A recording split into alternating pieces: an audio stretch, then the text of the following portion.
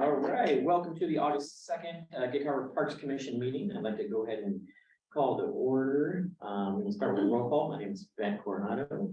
Doug Smith. Louise Steeman. And online we have, Stephanie Lyle. and city staff, we have Parks Manager, Jennifer Harrow. and Josh. online we have City Clerk Josh Decker. Hi, Josh.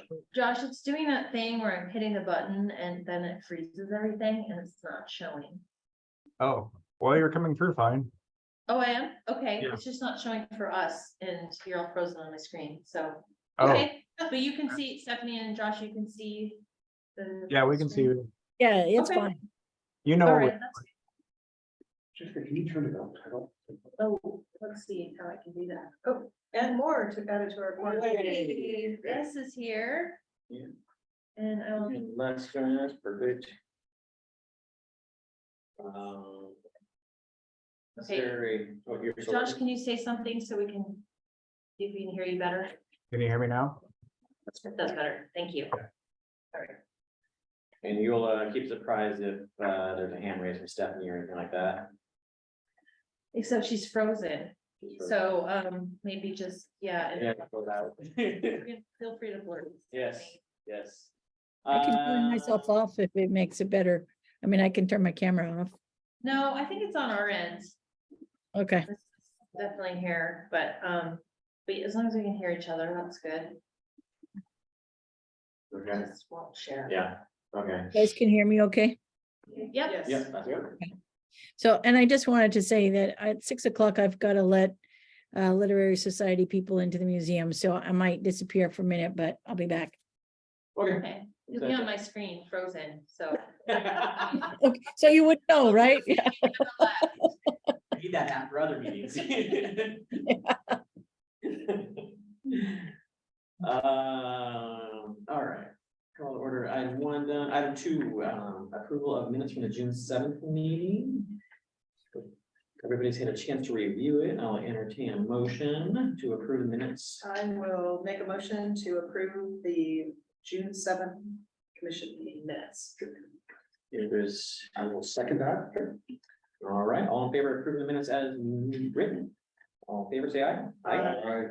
Any opposed? None? All right.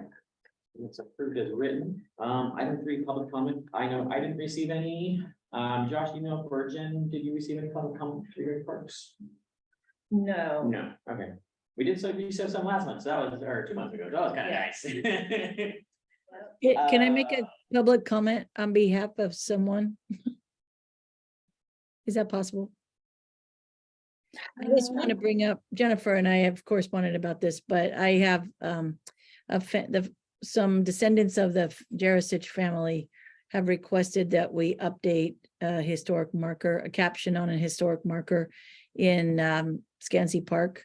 And so I just wanted to bring that to the commission's attention, that we may need to update some of the historic markers around town occasionally. And so putting together some sort of system to get those reviewed and approved would probably be a good idea. Yes, thank you, Stephanie. I had forgotten about to bring that up. We are currently, we've reached out to our sign people to see what would be the best way to do that. What happened was there's an incorrect name on a photo caption. So the descendants of that family have asked for it to be corrected. And I went immediately to Stephanie, since she is the history guru. Queen, yes. How's that? You like that? Of Gig Harbor, and she concurred that it was the wrong one. So Terry, one of our office assistants in the public workshop, has reached out to our site vendor, but she thinks he's been on vacation or something, so she's not getting a response, but see if it's possible to make like a patch or some sort of a Okay. cover, or just. Is it on one of those? Yeah, it's interpretive- one of the metal Yes. signs. Mhm. Gotcha. Got it. Yes, so thank you, Stephanie. Yeah, I Yeah. know you can probably work on how to do that. I know that the Fisherman's Club also wants to put up a sign at Antage Park explaining the tiles. They wanted to do that for quite some time, and I am not completely sure the whole process of that, but, and I actually saw the need for it myself when I was out there. And this guy was walking around looking at the tiles, and he's like, man, some of these families got nailed, and so many people die. And I was like, oh, that's not what they're for. But, so yeah, even a sign there would be, Helpful to, Yeah. yeah. Yeah, especially when all the names of the boats are female, right? It right. is, And then there's you know. like lots of Babbages and Right. Stitches and Yeah. stuff like that, so they think, oh my gosh, they got lost at sea on that boat. Yeah. that Yeah. captain." Yeah. Cause the statue down at the Scanty Park or Jersey Dock has that kind of explanation of the names on that placard, right? Yeah, those are the people lost. Yeah, From the community. Yeah, so something kind of similar, but referring to. the yeah, boats and what it's that. more okay, just yeah. the fleet Yeah, of boats and. Yeah, and captains. kind of decoding what they mean. Yeah. that's cool. Okay, Yeah, yeah, that's a good idea. Okay, thanks for sharing that, Stephanie. Appreciate that. On to item number 4, discussion items. We got quite a few items, so I'm gonna go ahead and turn that over to Jen, and she can kind of walk us through. Okay, the ABC. I'll try to go through kind of quickly since I know Stephanie has to do. So, we've been approached by Harbor Wild Watch. Their lease at Scansy House, at the park expires December 31st.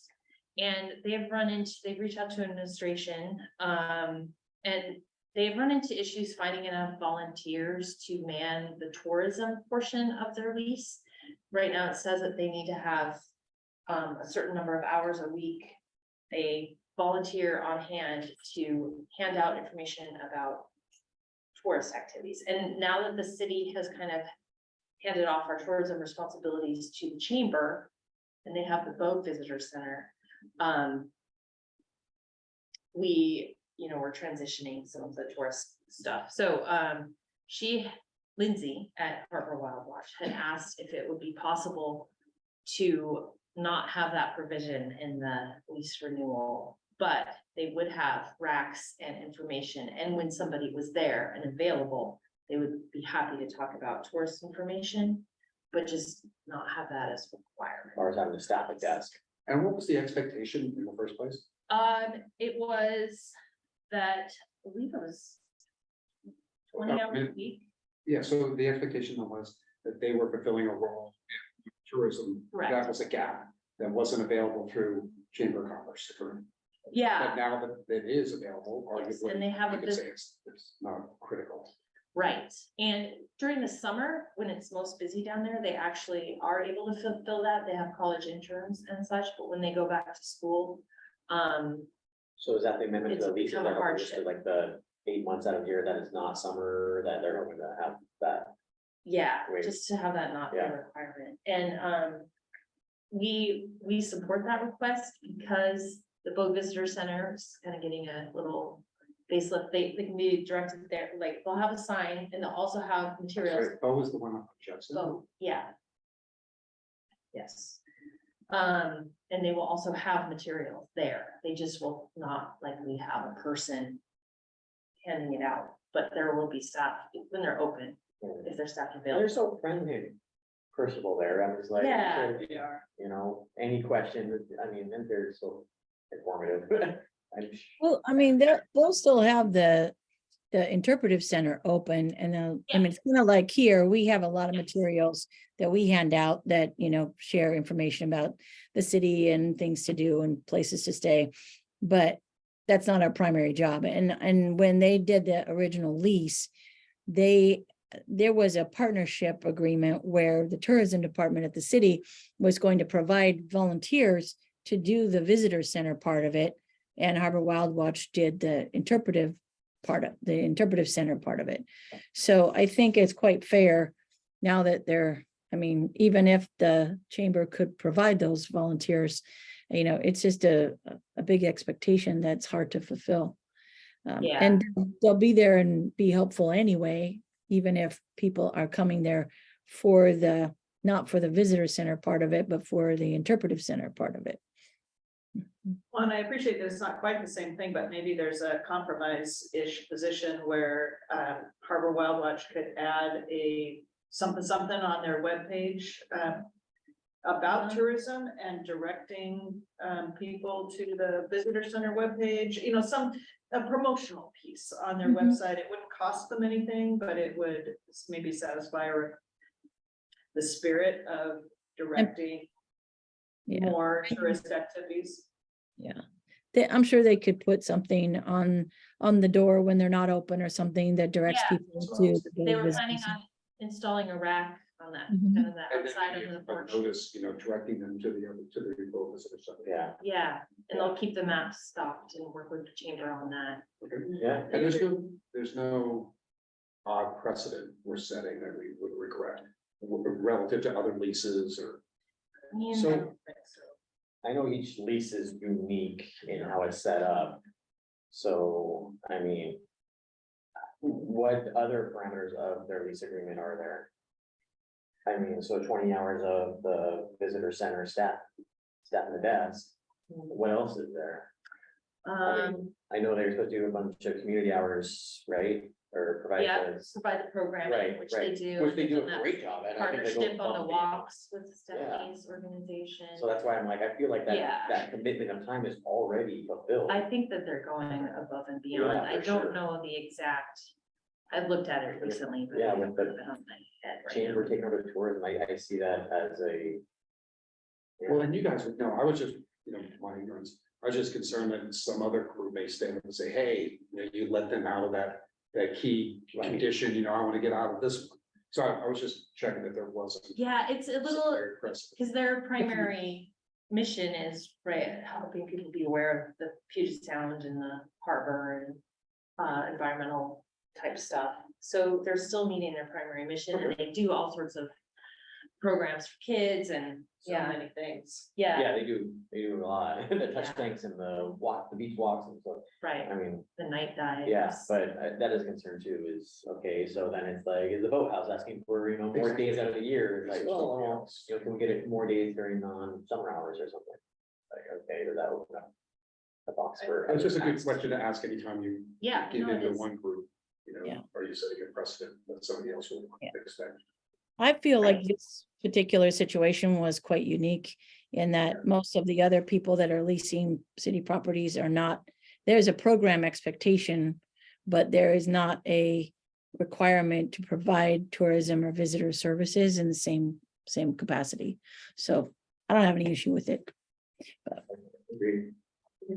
Okay, Yeah, those- is that we got you consensus. unanimous? Yeah, I mean, it sounds like with the understanding that they'll, you know, put up some sort of signage directing people to the visitor center. Yep, Make And material have- available, maps and Yeah. materials, yes. that sounds. And a small thought too, I hate the thought of having racks with pieces of paper in it that are gonna get wet or blow around or be wasted. I would put the QR code up on the wall if we're moving to QR code Oh, based yeah, that's things. smart. I would do one QR code to rule them all for tourism stuff if it was up to me.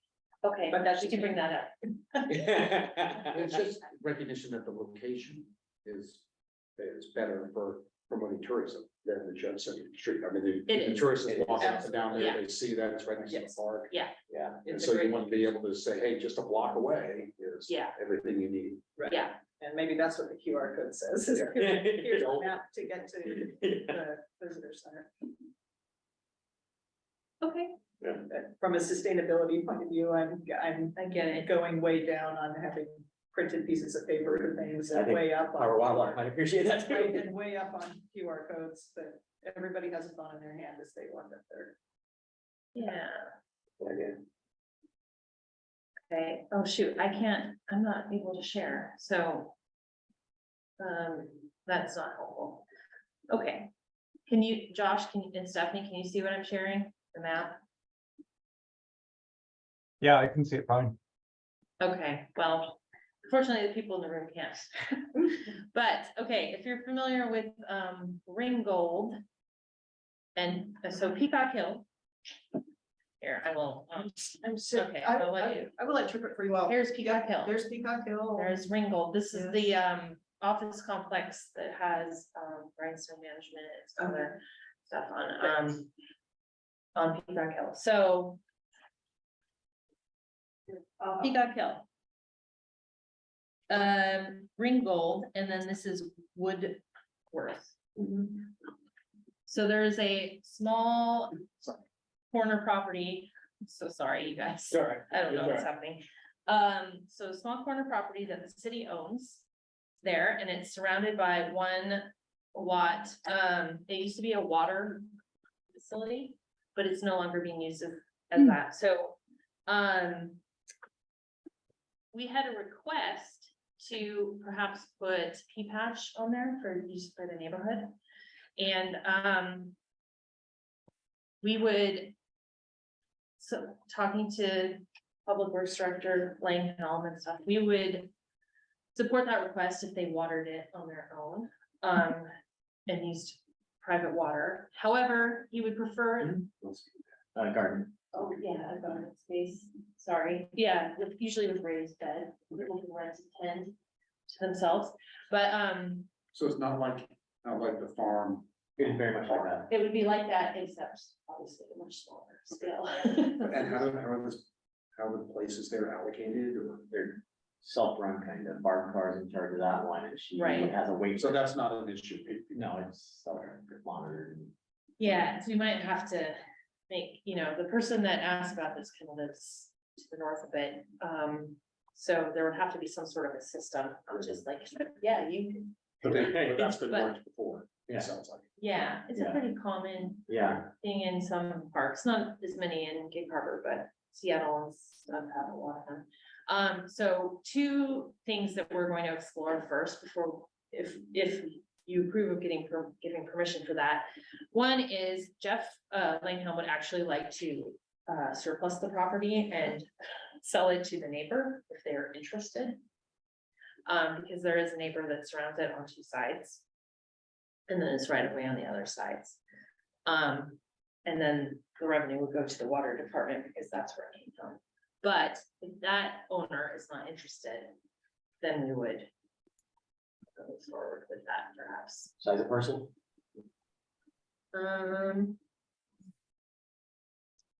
0.06 acres. Hmm. Pretty small. And then also my concern I have is there's a giant tree on the south side of it, which would probably shade Hmm. in a fair amount during the year, but hopefully not a deal breaker. It will not, yeah, 0.06 acre. 0.06. That is small. Yeah. Too small to build anything on, it couldn't be a standalone it- lot. No, it'd have to be, could one of the neighbors build an ADU on it? Maybe. Maybe, there's a lot, Yeah, it would have to be incorporated into another lot to be an accessory. Yeah.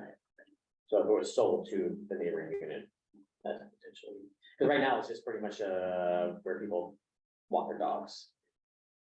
Yeah. Yeah. There's not much, there, even to put like a little top lot on it, it's kind of a more. It's not a super kid heavy neighborhood where we can see. So that is something, we haven't told the. We haven't reached out to the neighborhood or anything at this. The whole private water thing, the Wilkinson Farm Park, that's using our water, and it's like not having water accessible to people at a peak actually is kind of. Yeah. silly. That's true. But we're watching it, it rains, but. Yeah, I think they did say there is water there, so that might be something, but yeah. But if one of the neighbors is like, yeah, we'll set up, our water there. If a neighbor wants to step in and be like, here, you can use our water. Yeah. Is there any kind of city of Gig Harbor's strategic initiative that needs to be considered relative to disposing of land? I just don't know, like, does the city want, like, has a strategy not to dispose of land because the land is good and we can get more park? You don't want to do something that's contrary to a strategic plan initiative. We're looking for conservation property, like with ecological value or recreational value. But I don't know, Josh might know a little bit more about that. I know he knows more about the process of. I just didn't know if, for example, But- at a strategic level, the Uh-huh. city says we're trying to acquire land, not dispose of land. Right. Yeah, I think it needs to meet some certain criteria that would be useful for our strategic plan. Because at 0.06 acres, it sounds like it's not a great value, except maybe to the near neighbors who are using it as Correct. a dog. Right, exactly. And so. But what's the city's obligation to provide dog space? for- Yeah, and even then, it's not even a very big space to like let your dog. walk. No, you're not, I mean, Yeah, they're, like, they're, just, they're walking their dogs. Yeah. And that's what about. it. yeah, But it is kind of. Kind of So- odd, the idea to sell it comes up only when somebody comes up with an idea of how to use it. Like that discourages people from coming forward with ideas. that is true. So can I ask a couple of questions? Yeah, go ahead. So was it a group of community people that came forward and asked, made It this was request? one person. One person, okay. So the so far. process I would don't be, know if he's been talking to his okay, neighbors, but yeah, we would definitely do outreach within few hundred feet of the parcel. mhm, The city's known this property for decades. It was a previous water facility Mhm. or a water tower or something. Mhm. Or something. Let's see, This one. That rings a bell.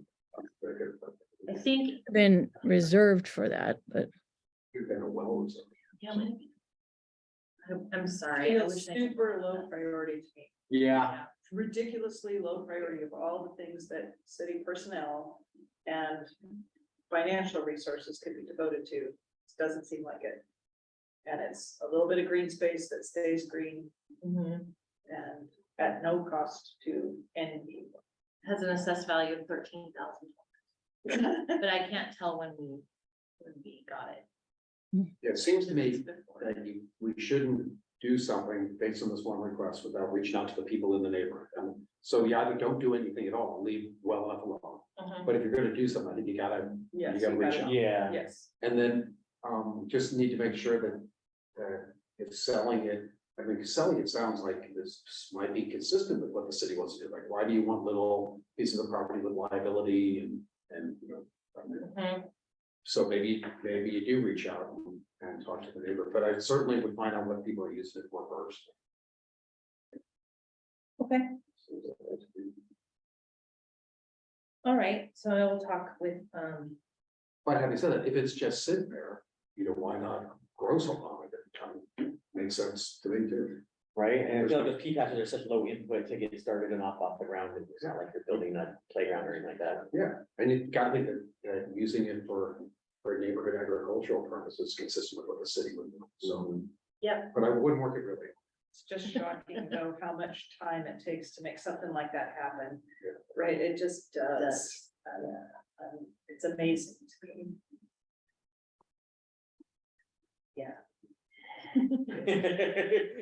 Yeah. all that's a right, good point, I'll too. have more discussions with Jeff Langholm and see if he wants to.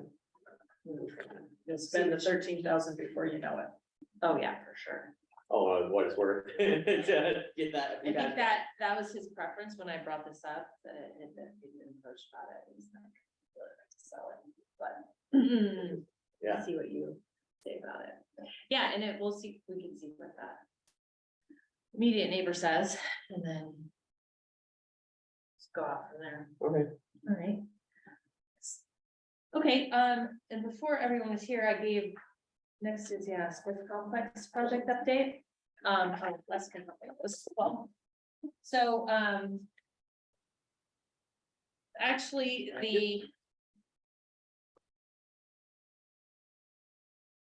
we have three combinations of fields that we're gonna move forward to, city council. We are presenting all five of these at our open house about the sports complex, which is going to be next Tuesday at the baseball fields. Can I have yours? Oh, yeah, sorry. You forgot about it. I'm sorry. And sorry. Oh, Stephanie, I can probably share it actually. Stop share.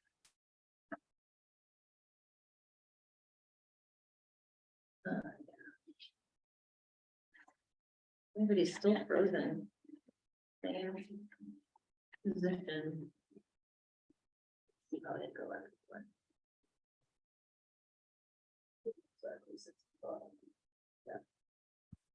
All right.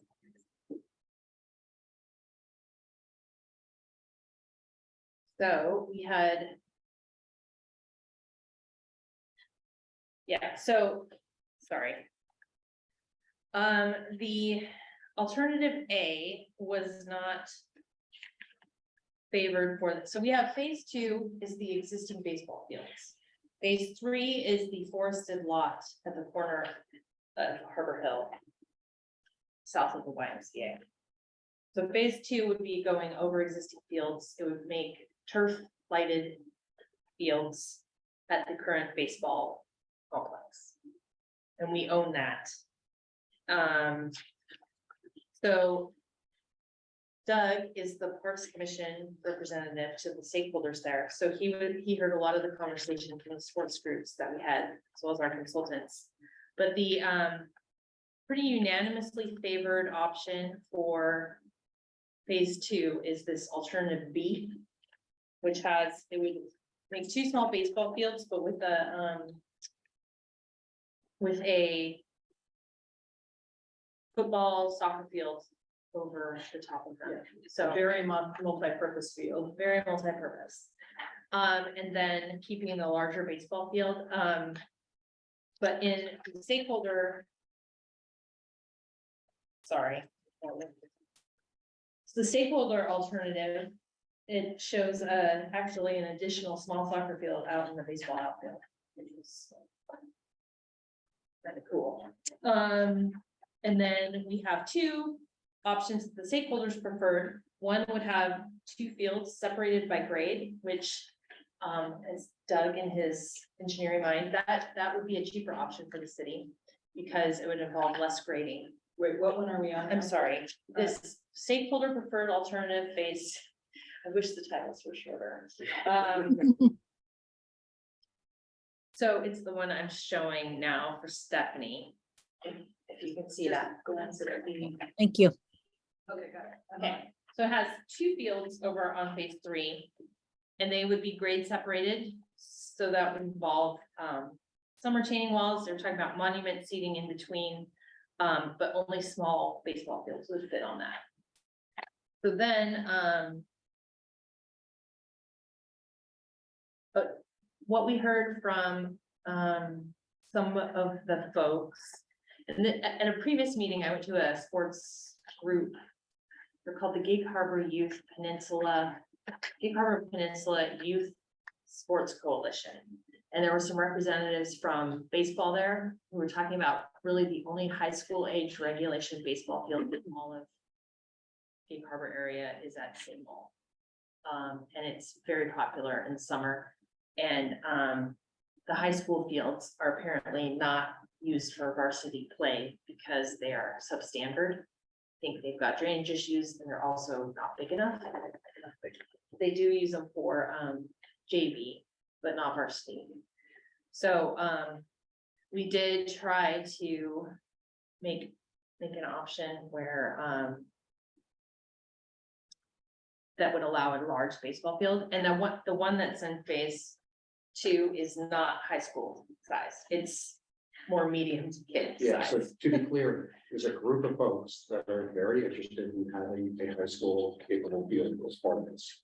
Recognize the reason they want that is that there are limited fields in the area, but also they see it as being able to then promote like Got it. I don't know if it's tournaments, but out of town, participation, which, is either good or bad, depending on how you view the purpose of the facility. If it's to help promote, Gig Harbor, then maybe it's good, Yeah. And so they're saying that if they have this high school size field, you build it, they'll come. It's like a field of dreams, you'll get people in the area wanting to hold games here or maybe little tournaments here. But So, also I was understanding that they often had to compete and didn't get slots for home games. yeah, At Sable. I must admit, I didn't understand the impact to Gig Harbor High School baseball. I need to understand that. So I think Jennifer, you're saying that the field that they have is not compliant, so therefore they're limited in what kind of games they can play. They can't, they don't, either they can't or they don't, play, or both. Play their home Where do varsity. they play game. varsity? Same old Park. Hmm. In the Penn Met Yeah, 'cause- facility. But I mean, that's not bad. Bad, I guess. Anyway, the whole point was that only one of these concepts can include a high school size field, and that's as phase 3 alt C. Yeah, But if to do that, you have to grade the whole area, right? Because it covers, as opposed to having, if you look at, excuse me, phase 2 alt A, phase 3 alt A. you mean, If you look at the other one, phase 3 alt C, you have 2 fields that are different grades. And that involves much less earth movement, right? You grade the top one and then you grade Yeah. the lower one. And so how much is the cost difference, not yet determined, but that's a significant factor between those two. yes, and we weren't even necessarily, we were talking a little bit about the high school being able to use that. But it works out with Samuel, what hurts what we've heard is the clubs, the Narrows Yeah. and Shockwave and all of those people cannot get field space. Mm. And in fact, at the most recent stakeholders, or it wasn't our stakeholders, but the coalition meeting, David Kinley from the soccer club said he's got friends that play select baseball in Sammamish. And both home and away games with the Narrows Club from here are played in Sammamish. Because there is not fields, are not fields yet. So, This was one of the things that, for my single participation, where there's good dialogue and great input, but it's unclear how critical this component is to a decision. It's kind of like parking. It's unclear how critical providing additional parking is to the decision. And so it seems to me that whatever goes forward should have like the key element, decision components, and maybe they're weighted, like a discussion of why is this one so important? And how, if there's 10 of them, which one's the most important? Is cost the most important? Is, providing. depends on who's deciding, Yeah. probably. But that would help because there's a lot, there's a really good discussion. There's a lot of passionate people with good input. And everybody was, I think, open-minded and collaborative. And, Yeah.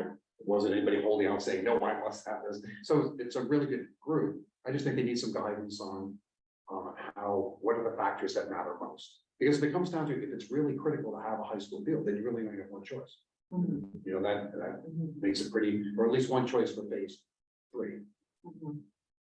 Because even if you look at the one that provided the biggest possible field in phase 2, it's still not a high school. It's still on high school. Right.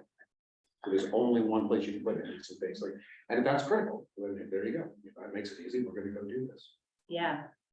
Maybe at the open house, we could have people vote on their most, I don't know. I don't know. I mean, I would ask the consultant, because they've been doing a lot of that Yeah. discussion. But, I mean, it comes down to, are there any essential criteria, like must have? And it sounded to me in that meeting like, no. That there was no essential, like, this is a yes, no. I didn't hear any of those. Then you get into, okay, well, what's important and how important is it? Is this the most important thing? It's like, is having a high school field more important than having a lower cost? Right. If lower cost is more important, then you can't, then you don't get the field. There's absolutely different people that would decide. You Yeah. can talk to Narrows or Shockwave and they'll be like, yes. Yeah. You Right. talk to city council. Yeah, who's, So maybe you Gotta come up with figure these 10 criteria at the open house and you ask people to rank them. What are your top 3 most important criteria for this bar? oh, yeah, And maybe it's hard to ask the public to rank cost, right? But you could say from facility, from functionality, what is the most important thing from the functionality? Second most important, third most important. So most important, high school capable field, multi-purpose fields that support so many soccer fields and so many baseball fields, yeah, something like that. As far as baseball fields go, most municipalities or parks, what, organizations. It's a mix of schools and parks that provide these high school level ball field, right? It's not just specifically schools that are providing these, like that park in Sammamish or whatever it was, the field in Sammamish, is that a park or is that a I'm school? not sure, I didn't catch that. Yeah. I mean, there's facilities that are run by, yeah, It's a pretty- districts, city yeah. parks. Schools, and so I'm sure. Yeah, it's a I'm pretty not a good mix. baseball parent, so I'm not as up on baseball, but Well, I I, think the to do a school lot is of gonna soccer find a fields. solution, right? Because school is gonna have to compete. And then it's the private leagues, developmental leagues and such. And I think they're, they would love to have more and have it closer, Right, so they don't have to travel. Yeah, right. yeah, schools right now get priority on SAML, so they take up a lot of, Well, I went there a couple of weeks ago for the All-Star games. Yeah, and it is a well-used facility. There was a lot of folks having fun. at SAML or at this, Here, okay, they're yeah. based, the existing. The little. Yeah. Yeah. I mean, it was There was subject trouble, full of people. I mean, it's an asset. Yeah, It's an asset. yeah, for sure. for sure, yeah. My other thought is that the other, if you have the full regulation field in there, you have one really big field, right? That is a multi-purpose field. Yes. And Not as a opposed, baseball game. as opposed, right, as opposed to, well, but we do other things in the city that need big open spaces periodically, and Zamel's one of the only places to do that right now, but it also is sort of broken up, right? That big square can be used for lots of things, and we do fuss about, high school kids, there's always lots of stuff for little kids, and there can be lots of stuff for older people, and there's nothing in the middle. And so having a baseball field, especially when none of the school fields work, feels like an equitable distribution of park resources to the community as a whole. And there is a piece of it, you build a Fayetteville Pond, that means that they can't host any tournaments, they can't do a bunch of things, because there isn't a place to do it. So I personally don't have a problem with providing a regulation field for higher end ball players. I get that's a little more expensive because of the dirt moving, but And, But it's also incompatible with the parking. correct, So that's what I was just gonna So say, you have to answer that question. so, Must you have this additional parking on the, I guess, the east side? mm, Because it's a significant loss of parking, right? Yeah. well, Yeah. yeah, I mean, there isn't, yeah. So this one, If you Which is believe that's a alternative. must have, you cannot have the big field. right, There's a few either ors in here, that if they're laid out very clear, people could say, oh, no, I understand that. I'll right, give up the parking if I get that. I didn't realize that they're mutually exclusive. right, And that's another thing where I feel like, depending on who you ask, I mean, like, yeah, I'll definitely take it, and then, Right. game day, they're like, we're not parking. yeah, yeah, exactly. The day So, I was there, parking was a premium. Oh, yeah, the Lily Fields, it's a 10-minute walk to get there sometimes. mhm. And getting in and out. There is, there's reallocation of some, they can design the parking at the Little League better to create like 10 new spots, but it's tight. But, it's working out kind of, I guess, so we haven't focused a lot on there, but, we talked about adding some angle parking here, but that is gonna be, a whole discussion of the why again. And not sure we have the trees to spare in our tree retention requirements. yeah, So little you- trees. To add this parking here, but we probably will need a through lane for. But that's a fair amount of parking that it adds in the middle, no, over in the middle, there, right? Here, Not on the west side of the, right here, yeah, the big field. down the middle. yeah, that's the one we're not totally sure that it can be built. Exactly, but that would be that's an important question, because if you could, I think that would make expanded parking compatible with the big field. Yeah, yeah. So, but yeah, we really don't wanna have not enough parking. And that's, I feel like that's hard for this neighborhood, 'cause I feel like that neighborhood's so walkable. very walkable. And so it's like, I But don't it's think you're gonna also have kind this of far distances between, between the and if you're amenities, the talking, fields itself, is that what you're thinking? Or, well, I feel like- yeah, yeah, we'll have a connection, a pedestrian connection here, but if you had to, like, cause I mean, Zamal Park, I mean, all the time, their parking is just filled out, I feel like on the weekends. And here, I don't know if you're gonna have that exact issue because of who would serve you. Yeah, I think if you have a drop off where you have it near the YMCA, people will drop off the park at YMCA. And I think, they are a busy place also. yeah, but they still have, and that's a big parking lot, but yes, they are, What is their parking lot? You know, the parking, it's a big park. they got it I don't, well over 100, I would guess. yeah, for their phase 1A, No, just for their facility, oh, yeah, it's way over. Yeah, that's great. was it Mhm. closer to? For phase 1A, the two fields that they're building north, they're adding 100 parking spots, 104. For two fields. That's what their studies said that they needed. But I kind of feel like, go back to the consultant and say, help us, please give us better guidance. You know, we should make clear what the mutually exclusive options are. You know, if you can't have this and that, because that would help. And then possibly rank the alternatives by identify what the key decision criteria are. And you don't have to rank them, consultant, you can try, you know, we can help you with that. But then rank each of these alternatives, 1, 2, 3, for this criteria for cost, which I know you don't know what the cost is, but relatively, which one's lowest, which one's highest. Yeah, Or, you know, parking, which one's lowest, which one's Right. for, you know, number of of fields available for soccer, number of fields available for Little League, number of fields, you know, availability for high school. And just Yeah. kind of rank these things. I think they that would, have a little inventory thing on the bottom. Yeah, I know. I know. But yeah, but but you could put put it it in in one a chart page. for one, We have these 3 alternatives and the key criteria. I think that would be helpful. okay. Yeah, that's a Like good idea. Summation of all the Yeah. points tabulated, yeah.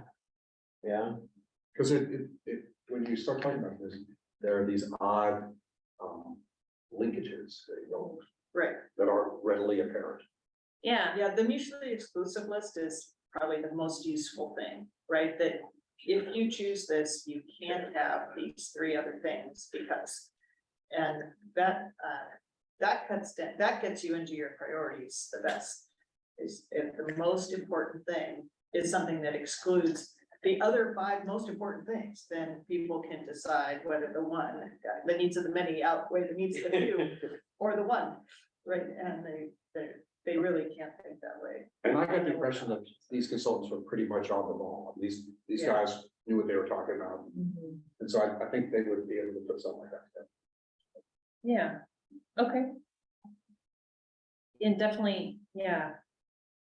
We need pros and cons at the very least of each of these options. yeah, I think I'm kind of in agreement with where Luis is leaning with that too, where it's like, kind of lay it out for people a little better. Kind of have them walk through it. It's like equity, meaning do high schoolers have a place to play too? It's only equity if it's gonna get used. Right, it needs to be, the whole community's needs are important, but they're part of the whole. community. Mhm. And, And they And do there have is- fields at the high school, they just can't play games. well, Which is a If you're bummer that, varsity. that schools Yeah. are building without. JV fields. plays there, and then Narrows they do play games, like weeknight games. At Peninsula, I can't speak for New Harbor. and I appreciate that it's just a season, but that affects people's ability to apply for college scholarships and other things, right? They need access to, the facilities that are appropriate to their sport to the next. And some of those clubs do play year round, and the turf will enable Yes. more all season play as well. I think too, Jennifer, I heard that there are a couple of required enablers for some of these, like, proximity to, like a easement or a setback, which, you know, there's some that require a compromised setback or exception to setback. or something, and you may not get those. So it might be interesting to know what enablers, you know, what decisions are required to implement this alternative. Yeah. Because the council, somebody they look at and say, well, you're not getting that. Right. If somewhere encroaching on the stream area, as I recall, or some. There, Yeah, and those conversations go so with such difficulty. Ansich is a fine example. In Ansich in the early days, people would say something like, we want to build a whatever. Can we do this? And the city guy said, no, you gotta be 30 feet back of the 10 feet above the high tide line and he rattled off some rule. And then can we do this? The setback from the street, blah, blah, or blah. utility easement. And at some point, we sort of said, stop. You people who know what the rules are, show us the dimensions of the box that can be built. Exactly. Seriously. And then we'll figure out what goes in the box. But if we can't just keep having these meetings where we say, we would like to do that. And they say, well, it's above that's 3 feet into the 30-foot, but we can't do that forever. So show us the size of the box that the boathouse can be. And then we'll figure out what goes in the box. And that changed everything. And I feel a little bit the same about And there's this. some of that going on here. Show us the dimensions that are possible. Can you, and I'm sure that the answer is no, just by looking at it, but if you swapped, what you need is 375 feet to center field, can that go down here? Well, it looks like it can, but then you don't have enough room, so. And then you're taking out all the if you- infrastructure and Right. bathrooms If and. you swapped this, what are you doing? What does it mean? And if the answer is we have to take out all the infrastructure and it's gonna cost an extra $1 million, and we don't have $1 million, then that's a non-starter. Right. But And what if- are, what To are make our, this one bigger too, you're digging into a very steep. yeah, very steep hill, so there you've got retaining walls, and when you're looking down on the piece of paper, you can't really see that, unless you're good at your little wiggly drawings on the map. So, But just very quickly, you can see like on this alternative A, they push the fields to the north, all the way to the property line. And that, I don't think that that's allowable with current rules. Now, let's not say you can't get an exception. And you can see that on, like, if you look at, I don't know, alternative C, you can see there's the property line, now the fields are back from it. Or this red line is a setback from residential, which runs right through the outfield.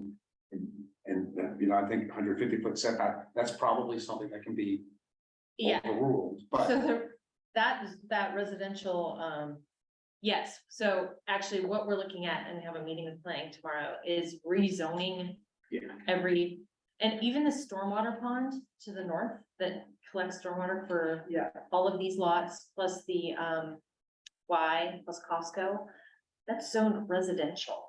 So there's like way big buffering requirements and stuff like that. If it was actually a subdivision, you would have definitely want that. But it's not, it's a stormwater pond. So we are looking at rezoning in our comprehensive plan process. So planning commission will take a look at all of our properties. The only one that has the right zoning right now is the baseball fields, which is public. so, but that could be an example of something else that would be helpful. So for these alternatives, what are the enabling decisions? This one works if we rezone this and. Okay, yeah. Cause that's Just gonna make it give the very cost for a lot of it, I mean, staff are for rezoning those, so not cheap. Because if somebody stands up and says you can't do that, then clearly we shouldn't be pursuing that alternative. We're gonna do a bulk rezone, I think. We discovered that our parks are in 11 different zones currently. Probably not, right? Right, so we're like, what if we make them all, and then probably will come to this commission, park standards, that's been on the to-do list for a long time, so that we have good development, but right now, to do anything in a park, I've discovered is really hard. Yes, with planning and all of that. So we would have standards for benches and trails and how far they can be from neighboring properties and stuff like that. But we've even had Public Works was trying to put a generator at one of their water towers. And there's some weird setbacks because it's zoned residential and, they're like, but it's a water tower. Like they need it. We need to have people have water if the power goes out, and it's like a whole mess. So we're looking at all city-owned properties and trying to make them this public institution. We're considering doing a conservation zone as well for the conservation properties. It's a good idea. Um, If you're in the zoning game, you might as well. might as well Right. go in because there are very, very limited uses we want to allow in that, whereas. Sports field, water tower, other parks, you know, there are more. uses. These projects, though, I would like to encourage the city to undertake that project, because Yeah. 100 years ago, when people started doing city hall stuff, right? You had no way to envision what this all would look like, how many people would be here, what the needs were, what the demographics of the community was. Now we have a pretty darn good idea, and you need to set it up for the next 100 years. It's had a great first 100 years, and we're not the same. Mhm. So setting up those Yeah. conservation areas, getting the parks zoned as parks, or Yeah. cleaning up some of that. It allows you to move forward. Yeah. In a rational way with the best organization structure in the city. If you conform some of that now, knowing what you know, Yes, and set it up to go forward for literally another 100 years. Yeah. It's worth the time. It's a pain in the. I've already submitted, I have a grant, if I've already submitted an application, we might add more public works, water, sewer properties, pump stations, et cetera. to- Because the population's gonna grow, so you Yeah. need it, right? Yeah, You Crescent Creek can't- Park has 3 different zones, just in one park, Just in the one park. It's weird. and there's 2 at KLM. Veterans Park, Yeah, so I think that's. we need to fix it, so we are moving forward with that. So, Here. yeah. there's a few that are zoned PI properly, but they're few and far between. Yeah, I don't think anyone pictured what Gig Harbor North was gonna look like, and it wasn't part of the city until relatively recently, right? Yeah. It was a recent acquisition comparatively speaking. Yeah. So it wasn't set up from the beginning, because there wasn't a beginning. The No. beginning was 25 years ago. Well, and the gun club, which has been there for a very long time, is also zoned residential. Oops. So, That's good. so yeah, so everybody has to step back from them too. I mean, those reasons to step back from them, but yeah, it's kind of a mess. So we're looking at that Storm Pond and it's phase 3, and this little triangle is also residential, so it's kind of a mess. So we are pursuing that. That's a lot of properties too, isn't it? Hmm? That's a lot of proper parcels that you guys were working on. Yeah. I forget how many it is, but it's like 30 maybe? Yeah. I have a little comment to make about sports fields and whatnot in comprehensive planning, and just a question about whether, as a Parks Commission and as a city, are we considering the impact of the carbon footprint by tearing down trees and putting in ball fields and not maintaining the buffers and that sort of thing. So it came up in a meeting I was in the other day where we're removing so many trees from parklands that everyone crowds in the shade of, you can go to certain parks and on a hot day, people may be in the park, but they're going to be in the shade. And there is the reduction of trees in parklands of Gig Harbor reduces the amount of, it has a huge impact for the future. So if we're going to plan for the next 100 years, I think we also have to think strategically about planting trees where trees are taken away and finding some way to mitigate that, because it's a major deal. With all of these developments and you strip all the trees away and put in ball fields, they're not giving back to the planet, right? So I think this is a major consideration that we need to think about as we're discussing all of this stuff. Yeah, I know one of our council members wants to plant 1-to-1 trees when on a city project. He takes them out, plant them somewhere else. So we were looking at identifying parcels that we own that we could do that on. But also, we are definitely, we've done the tree calculations for these parcels, and that can work. We were required to keep 25, and we think we can keep 30 with most of these proposals %. But also keep in mind, this was first platted to be a business park. Right. So it was going to be Concrete all the way. yeah, they would have had the same tree retention standards and street trees, et cetera. But, and then we are also trying with the conservation properties to keep more trees in a different part of the city. But that is a good point, for sure. Well, and I'm not sure what our role is But, I mean, I certainly would support feeding that up to the city council, but, you know, Parks Commission. While doing our job, recognizes that trees are being eliminated through a number of these different initiatives. And we, you know, we believe that a policy at the city level, you know, to if practical one-to-one replacement, you know, would be admirable. I mean, I don't know if that's our role in life to be that. But you're right, I mean, since I've been here, we've been looking at things that result in less trees, Yeah. definitely not more trees. Right. But we have our urban forest. Yeah, where did that land? I heard that was kind of a. Yeah, I think they've been making revisions to it. I'm not super Okay. up on that one, I'm afraid. But yeah, planning is, if you'd like. I Right, can and invite yeah, and my in point is, class. sorry, my point is really also that you take away the trees from a lot of these spaces, you're gonna spend a whole lot more money building shade for people in the future than you will in planting trees. And, you know, you might have a big wide open ball field, which is great, but there's gonna be people that are sitting there watching that are going to, you know, ultimately demand somewhere to sit in the shade. And so you're building structures then that replace the role of what trees did before. So I think it's important to consider this stuff when we look at all of these plans for future development.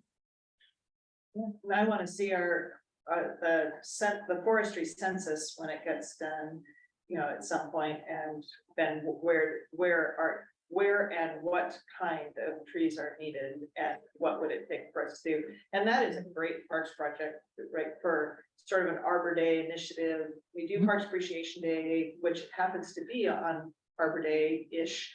And we've been cleaning up parks and doing all the beautifying things, which are wonderful, but we can be planting trees, and we can and should be planting trees in the fall as well. And there are trees available for free that help do that, and there's grants for that, and I'm all in favor of having some initiatives for reforestation in the community. So Because that, just to bring it back to even more relevant, I mean, where is that as a priority in this project? I mean, why isn't that one of these decision criteria? The tree retention, we've heard it time after time. Or This which could be- one preserves the most trees, which Yeah. one plants the most trees? I mean, I think that would be a worthy Pretty criteria, Equal, I think. Yeah. maybe. so too. But anyway, that would be This good to know. particular one, but that could be something we could push to have be more Okay. closer to the top of the consideration list. Yeah, considerations. We are growing, and it does produce a lot more concrete, hard surfaces, and how do we offset with permeable surfaces and just plain old trees and shrubs. Yeah, and this is a beautiful green, lots of green spaces in Gig Harbor still, even though it's vastly different than it was when we moved here Yeah. 30 years ago. It does not look anything like it does 30 years ago. Right. Right, it's vastly changed. You would, if the pace of growth and deforestation stayed the same as it has for the last 30 years, we would be pretty sad. 30 Although I mean, compared to other jurisdictions where I've worked, like their tree retention here and good. the buffers. Yeah, really It good. looks so much nicer driving through here It than does. say Silverdale or Tacoma Absolutely. or because of, Gig Harbor North did a really good job of Yeah. that, right? Of saying that you're gonna drive up Morgan and you're not gonna be able to see the businesses. Yeah. On purpose. yeah, And it works, right? Yeah. And you come around, you would never know Costco was there, right, if you didn't know it was there.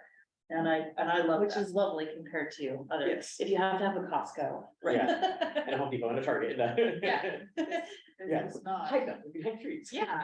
So it is, I mean, but yeah, it's not the same as having all those trees, but then again, those trees were farmed. They were Yes. Yeah. regularly grown and chopped down. And the James G. Eddy trees are scrap trees that, you know, they're coming along, you know, some of them are. Where's That whole Gig Harbor Park Oh. thing was James G. Eddy property. But it's, they were logged, it was not replanted to be another timbered forest, you know, after they logged it, so it's been pretty scrappy all through where all those houses are now. Scrap trees is still dirt that absorbs water and Mhm. puts out oxygen, so, okay, but we can be intentional and beautiful about that as we go along. Yeah, Good. for sure. Okay, any more questions about the sports complex? Well, that was a good one. Appreciate that. Sure, hopefully, feel free to stop by the open house, That's on. 5:30, Tuesday, Yeah. 5:30 to 7.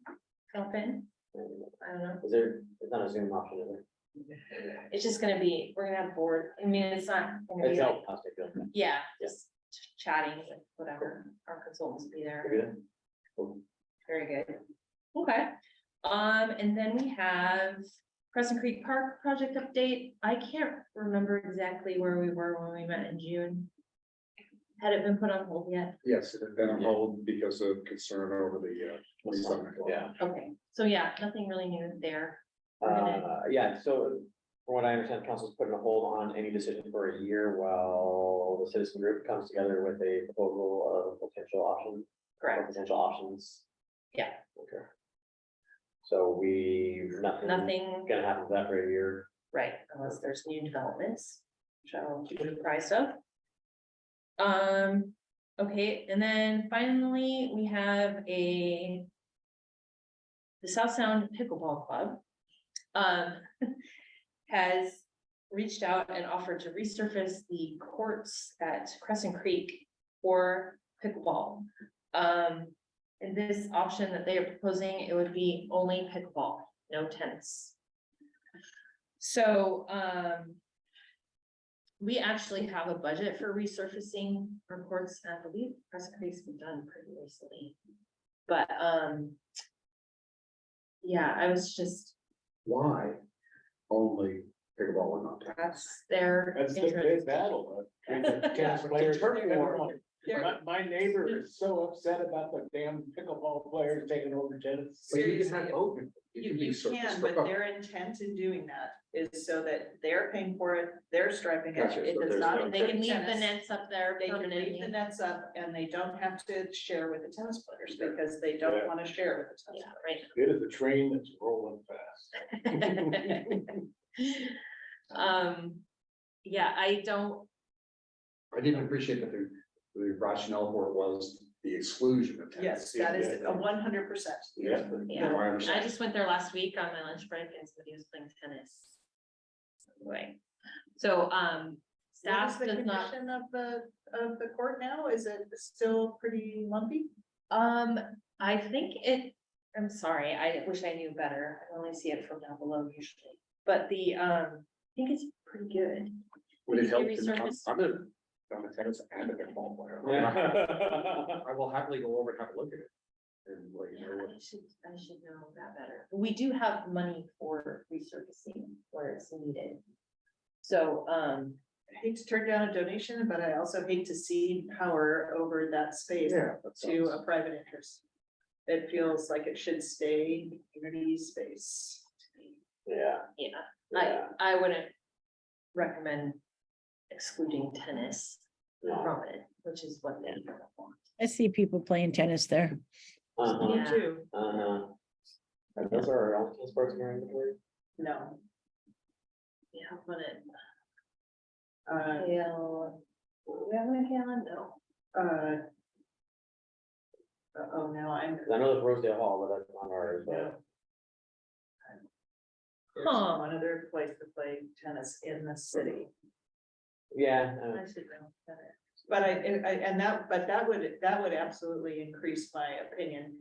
If we took away the only. Right. Tennis courts. I would build 6 more at and the built six sports more complex. Pickleball courts, I Or would, either. I would be. There we go. They were fixing enemies that way. Oh, my goodness. Yeah, there, we already get noise complaints about pickleball there. Yeah, I wanna say that. I think I did. Fully support that. So what are we supposed to, we're supposed to Do make a you, decision or yeah, reject it or accept it? yeah, do you think we should Like accept? consensus on a decision or? I would accept their conducting a study on the most effective dual use facility and make a proposal on that basis. Because I don't think people have really thought it out well. I don't know if you've ever played on a dual use facility, but if you leave the tennis net out, it's close enough to the pickleball net that you can fly over backwards. And I've personally experienced that. Oh, where you, Go backward, into- shot, Oh. flip backward over the. Yeah. We actually have Ouch. this, I see. Correct. So like if you had 2 pickleball courts on the half halves. Yeah, That that's, was that's the- the most common way is to Yeah. put a pickleball court on each half of the tennis court. And have the tennis net be the boundary between the two pickleball courts. Uh-huh. And it works, except every once in a while, some, ambitious player, energetic player will go backwards. So Ouch. has anybody ever really studied what the best way to incorporate? Maybe we could make it a little bit bigger. There's no reason why you can't have more space in the back of the tennis court. That makes it more compatible. And then I guess they also, pickleballs don't like to have to move their nets. That's on wheels, but it's not that big a deal. It's not that big a deal. So ask them if Space. if they wanted to spend some money on the most effective dual use, the commission would be happy to consider a improved dual use facility. Yeah. Do you agree? Agree.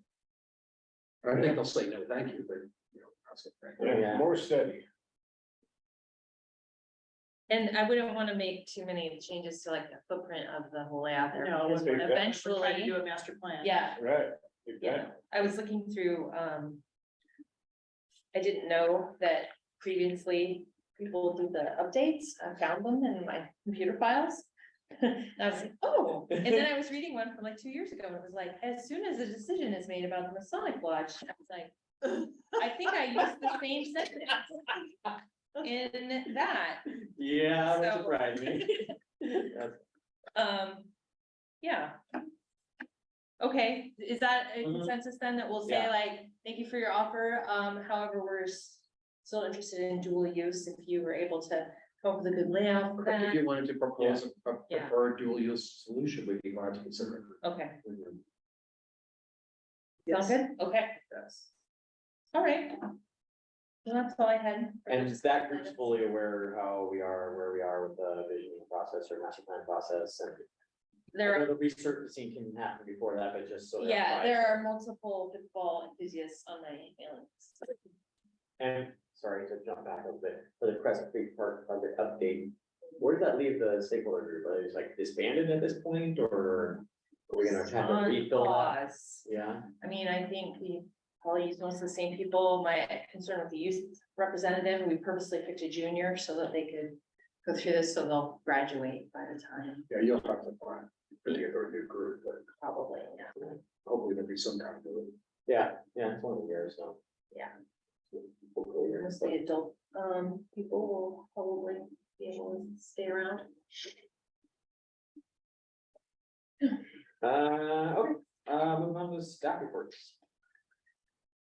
Item A, Parks and Rec update.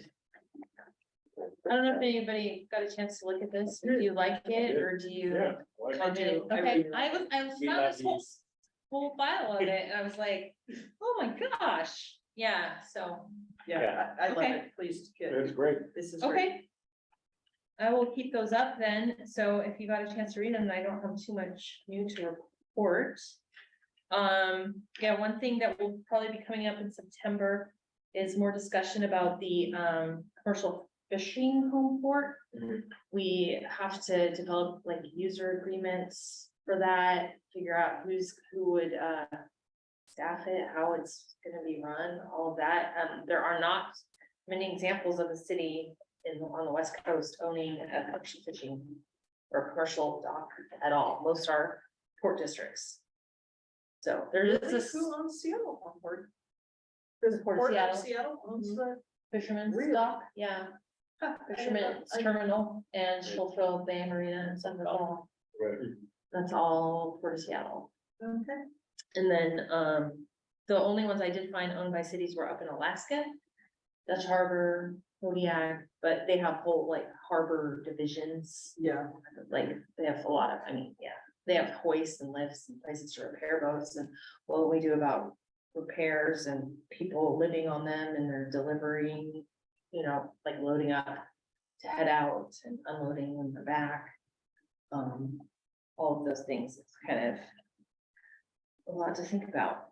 And then as well as what to charge, Yeah, kind of developed cost. structure, I mean, it's just, it's based on per foot, right? I mean, that's the way to Usually, yeah. do it, yeah, I mean, other than that, I would have a hard time putting like a dollar amount on anything like right now, I mean, you're what, 5-10 years out? The construct, like the design is pretty close to done. Okay, there's another mitigation requirement that's gonna delay us. Strong mitigation we do, or in water. Yeah, they want us to redo it, stormwater outfall, which we don't have we don't have a cost on that yet either. So yeah, we made a table of prices, and they're hard to compare apples to apples, because some are like, this is the cost per foot for every boat in our facility, and other places are like, if you're 30 to 50 feet, it's this much per foot, 50 to 70 feet is this much, and some break it down by 10 feet increments and stuff, so looking at all those. And even what each dock offers too, as far as services. Electrical, I mean, we would offer electrical and water, but yeah, what they charge for it, some of it's a flat daily rate, some of it's like they have meter readers go around, and it depends on how long you're there. And most of them will say like, check in with the harbor master immediately, within an hour of arriving. Who's that? They supposed to. You getting a new title? With no car, yeah. Are they supposed to hike up the hill? Stop by City Hall and business So hours? Like, clearly, there's a lot of background here. but What do we do now? What are we fixing? well, Or I can talk about this, everybody needs to be in the conversation, No. but it's fascinating to me, so the city's providing a commercial fishing dock. The city currently provides a commercial fishing dock. No, it's all Maritime pier. And that's the intent, that's the issue, that it's always been private docks, like Juristich or whatever. And then as Anschutz Park came along, including the net shed that's there, Sure. then the notion that there would be the potential for a public home port facility there came up, and the words from the fishermen were, we're completely dependent to dock our boats at privately owned sites. What if those people who are aging in our community decide to sell, and those dock facilities go away? We have no place to park our historic boats and continue our fishing life. So the city could provide at least some moorage for some of the fleet. And there is not as much, some of the fleet is not parked here, it is parked in Alaska. and it is, yeah, it's all over, it's down the sound a ways, and it's on Hood Canal, and it's in Port of Tacoma, at those marinas, because they're for a variety of reasons. There's not enough space, there's no gasoline, there's a number of issues. So then the notion of sharing that part between the paddling human powered craft and the fisher folk was a good one, right, to share that space, but building in some amount of moorage there as a city-owned property for the first time, as a public space. Yeah, I would like to understand it a whole lot better, because it's a whole lot more to it than just providing a place to dock the boat. I mean, there's what functionality are you providing? Right. And a fishing fleet needs different functionality than just a moorage for, a private vessel. Are people And this gonna be isn't- living on the boats at the dock? are they what? Will they live? That's to be determined. I mean, I would expect as the crew gathers and gets ready to ship out to Alaska or wherever, I mean- some people would be at least a little bit. Yeah, like it takes mean, days we to have prep to a boat make- for a trip. Yeah, we have to make rules about that, and I was looking at some of them are like a 6-page, check here, initial here for all the rules, but then also see this 150-page, yeah, they call it, or a tariff. That's what they called it, Interesting. and so that's kind of making my head swim. And we want to do this because of our heritage. I mean, that's Yeah, this- consistent with the vision of Gig Harbor, and I like that. Promoting the maritime. Yes. Yeah. Because the city realizing that. I mean, honestly, you can't call Gig Harbor a fishing village without fishing boats in it. Absolutely. We've gone from a fleet of 40 people at the Blessing to 10 boats, or 40 boats to 10 boats. And so I just can't say enough about how important this is, and that it is actually an income generating proposition for the city. Some of these fishermen pay up to $12,000 a year for mooring their boats. It's a dock that can pay for itself. So yeah, I mean, I'm sorry to sound sort of adamant about it, but it's really hard to break in on this conversation. So it Yeah, is sorry, important you're frozen to still. do this. Yeah. No, and I support, to be clear, for all that I'm on the paddle side, but I absolutely support Yeah. having a public commercial Yeah. dock here. I think that that's a good idea in this town. Yeah, and I started off by apologizing for my lack of background, but because it is No, I'm still contrary like too. to where a lot of initiatives Mhm. are going. Well, So, And I will just add to that to say that a lot of our fishing fleet is squeezed out of the harbor by recreational boating. And it didn't used to be that way, but it is becomes more and more Yeah. focused on recreational boating and private marinas than a fishing fleet. And if you say Gig Harbor is a quaint little fishing village, well, it's a commercial fishing business is a big deal.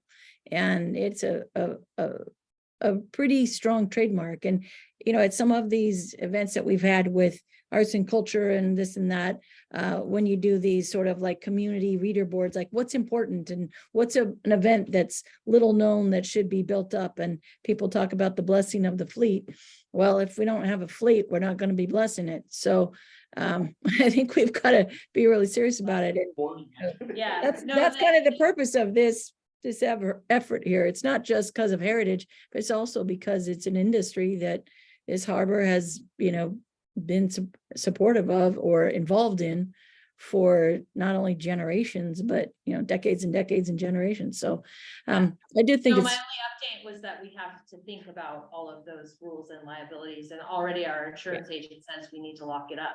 It can't be Yeah. open to stuff like that. So, so yeah, and like what's the user agreements, and I've been researching all of those from various ports. oh, yeah. And, they are long, and there's a lot to think about. Okay.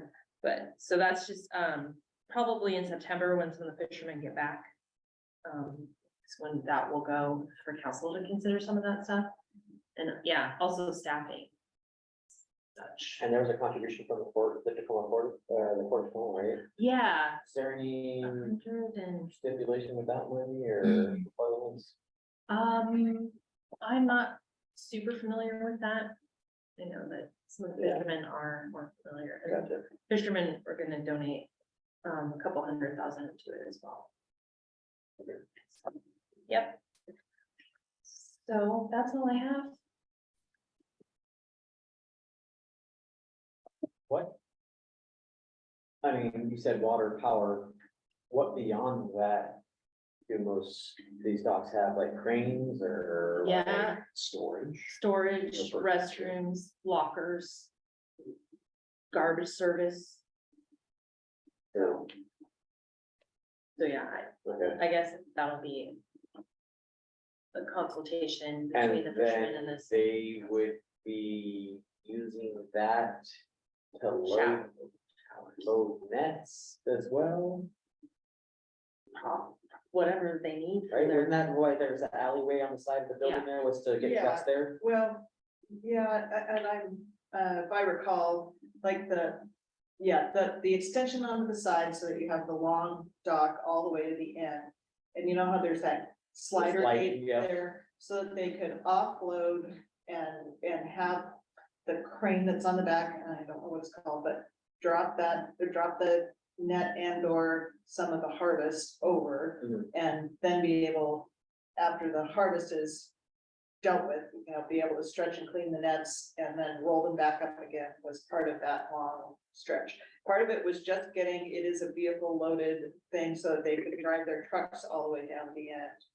That it is rated and intended for, is the right width, whatever the statutory width is Yeah. for full-size pickup trucks to be able to drive down. And So- they currently offload their harvest here. They don't, because I'm not aware that they do. Maritime Pier is supposed to be for that. Yeah, maritime pier, and the issue is that, the upright posts under the supporting the dock at Ansage are too wide. And the boats are sliding underneath, the So they're bower going boat to or another whatever port. is going underneath, and they have to add more pillars to that too, or something to keep the boats from going under the dock That answered maritime. at Ansage. And so they haven't been able to use that So they go to another port. to They use the I've seen them use maritime one, at least for their netting, not for their. netting. I'm not aware that anyone's offloading fish in bulk I here. don't think so. I mean, don't they offload in Alaska to the Yes. processing plants or whatever? Yeah. Yeah. Yeah, I think all of So it'll that's use being much the done. same way as the maritime pier, aside from the mortgage aspect. Yeah.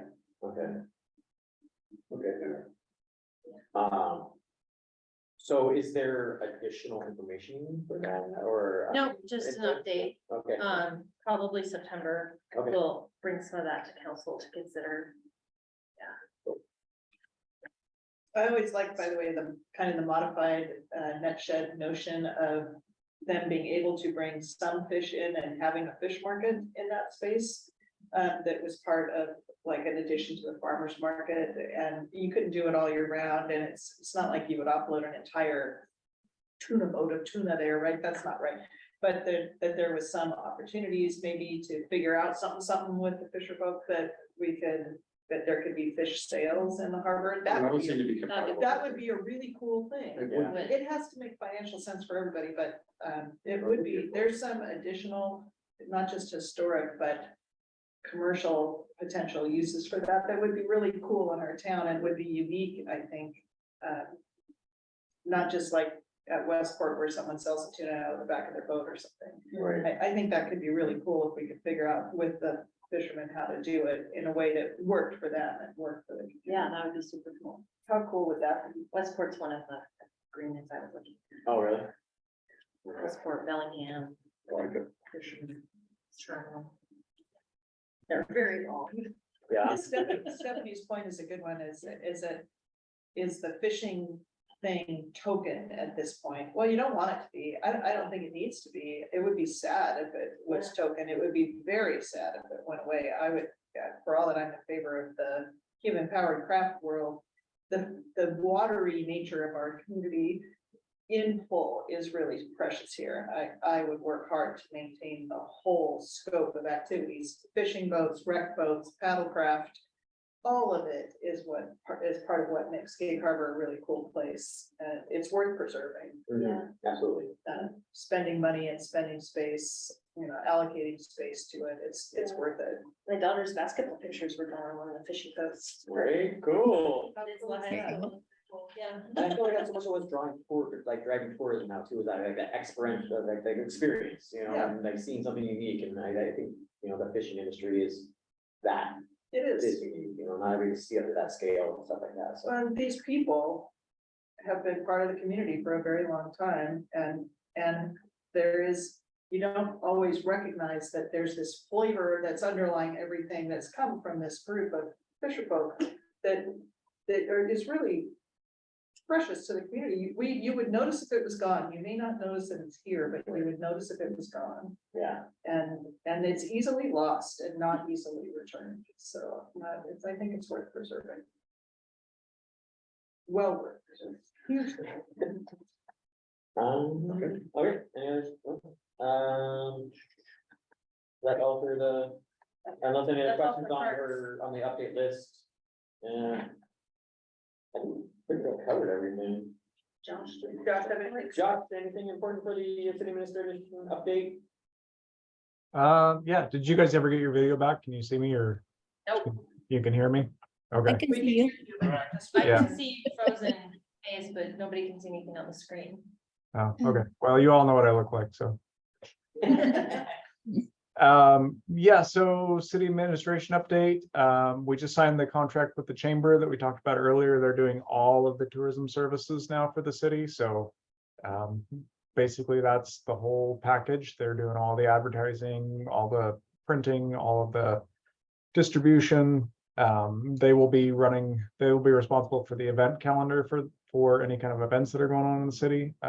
So we've handed that all over to them as of last week, and kind of excited to see where that goes. City council is, well, they're not really up to much. Their big thing right now is they're working on a flag display policy. They want to have an official amendment to the code, which will allow them to fly the pride flag out front of City Hall and in council chambers. That's going to be probably the next 2 council meetings. They'll be talking about that. Getting a lot of feedback from the community on that one. But other than that, they don't really have anything on their plate coming forward. Yeah, so I think that's about it. You might notice the city's website, we changed the name to gigharborwa.gov from the old city of gigharbor.net. So everything, all the links that are out there should still work. Everything will correctly direct to the right page, but it will look different. It's hard to believe it's the 1st of August, because before you know it, it'll be the 1st of September and you'll be back in the budget game. Woohoo! No budget for us this year. No, that's right. You it? Your budget. You are playing him now, I forgot. Yep, You like we're it? biennial. Yeah, I mean, there's nothing. Okay. So can I make a quick comment before we adjourn? I know that we had discussed doing some kind of an overarching inventory, you might say, of what is in parks right now, what we anticipate or what's planned for future parks, so that when the public, expresses interest or concern, or not enough of this or too much of that, that we actually can say, this is what's planned. So maybe we don't have to have 12 pickleball courts in Crescent Creek Park because they're being planned for somewhere else. But if we don't have that overarching inventory to be able to share with the community, I think it's harder to explain that. So I don't know if that's something that can be on the work plan, something that we want to work on together as a commission, or if no one cares about that, then let's work for the rest of us, right? So. We don't have as much of the future like inventory but the pros plan has what we have, and then we would update it as stuff comes online. The website has a pretty good inventory on it as well for each individual part. Yeah, and we're- Overall one, but Yeah, we are working on making our website a little bit better I too, noticed it. so that It is. some of them didn't even have like photos of like the main attraction there or whatever, so, we are working on that. Is there another example besides pickleball courts? Cause yeah, I do get a lot of stuff from pickleball people and we say, we're building U6. Yeah, so Um, pickleball courts, ball fields, play structures, things like that, because those are questions that come up. And I know that, in a Downtown Waterfront Alliance meeting I was in this morning, there's, a group of people that are trying to get a downtown kid play area. Potentially wanted to propose that for Donkey Creek Park or something. So I just think that being able to have, a quick glance inventory of what's planned and what's planned for the future could be a very helpful tool. what kind of format do you envision that in? One pager, yeah, Okay. yeah, nothing elaborate. I mean, literally just like at this park, we, existing, we have 10 ball fields and we're planning 4 more or something like that. Because I just don't think that that's a big picture message that's getting out to the community.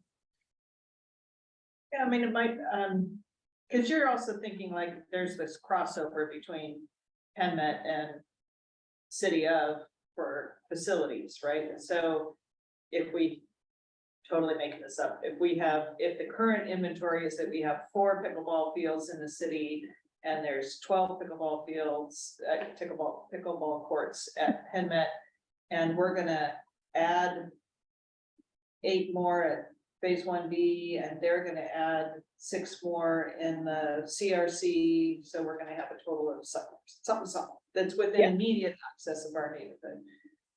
Ditto for ball fields and community gardens, and then the other things, as people bring them up, like somebody wants a swim center, right? We're gonna, so PennMet's considering that, they're doing a feasibility study on that. So that could be on the PennMet side of the future planning ledger. Fishing dock, we have one, they have one, no additional planned. Right, so that might work. And it lets people know where to look too. Yeah, does anybody?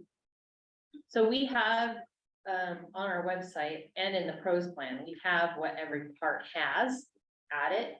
Mhm. For instance, I'm looking at Crescent Creek right now, and it says restroom, multi-parking, play structure, swings, climbing structure, baseball field with bleachers, picnic tables and seating, tennis court, etc. So somebody would just go through and kind of take all that info and put it on a 1-pager. I mean, Yeah. are you, this is so you can say like, no, we already have enough pickleball courts or? Well, I don't know, if it's about figuring out what's enough. It's basically so that, when people show up to say, we need 12 more ball fields. And you're like, oh, but wait, we're already building 12 more ball fields, so, but they don't know about that because they don't know what's, planned for the future. And that way it just alleviates a lot of the, in theory, it alleviates some of the territorialness of like, well, we got to get in there and we got to get our ball fields, or we got to get our pickleball courts, or we at this park, because that's the park people are working on right now.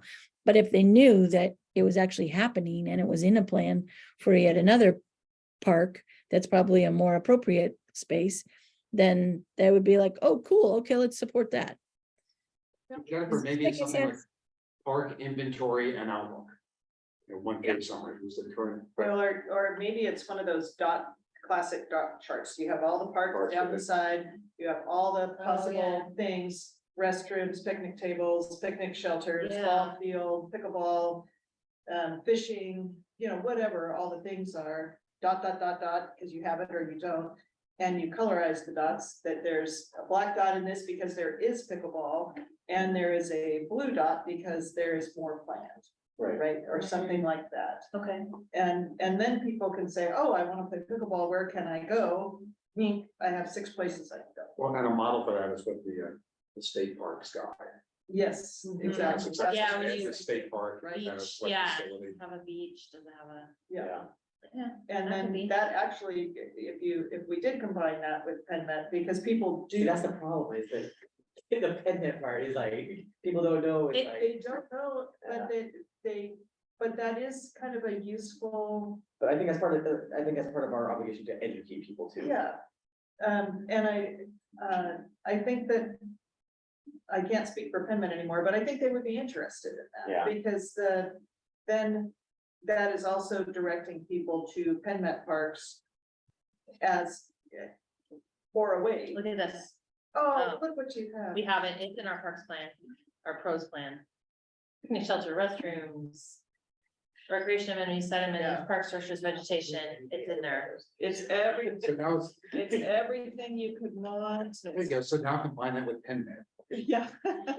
do an inventory, then sum it all up, so many pickleball courts, so many baseball courts. Yeah, I mean, it's, I'm thinking- I'm getting, yeah. Okay. it's- Yeah, PennMet Park may not work, but it's I Yeah. get the reservation there. since I'm still kind of newish, I'm trying to figure out how that all works. I know that people have tried to combine us before, but the council's never been in favor of that, so, and we get some people that are like, well, I don't care what they say, because they don't live in the city. We have had people say that, even though they come here and everybody shops here and Well, spends money The here. easy thing would be to have something, if something like that was online. And there was a link at the top that said, to see PennMet's park inventory, Ah, click yeah. here. And PennMet had a similar. And it has a link to theirs, yeah. And a link to their. You don't wanna try to paraphrase. what they- Yeah. Right. They're responsible for upkeep on their website and their inventory, blah, blah, blah. Yeah, All right, we need to. Stephanie, that's page 31 of the pros plan, if you wanna. have Yeah. a quick gander at it. It's Okay. online. Yeah, I'm looking at it. Super easy to find. Yeah, page 31. Okay, Anyway, sorry. any additional comments, reports? I know you were at a meeting for your dredging stuff. Okay. It was, that's what it was. Okay, so next meeting, September 6th. Look forward to more updates. I'm really excited about this. Thank you Yeah, for that's planning Okay, that. yeah. Love that. No, yeah, I apologize in advance, I will not be here, a trip was planned 8 months ago. and good for you. I'll be in Philadelphia. Is that the wedding you were talking about or? With close friends, and we changed seeing each other, we missed it quite a bit during COVID, so. There you go. Right, All right. well, enjoy. Okay, well, on that note, I move that we adjourn. Is there a second? Second. Yeah, all in favor? Aye. Uh, All opposed? Have a good evening. All right. Thanks for joining.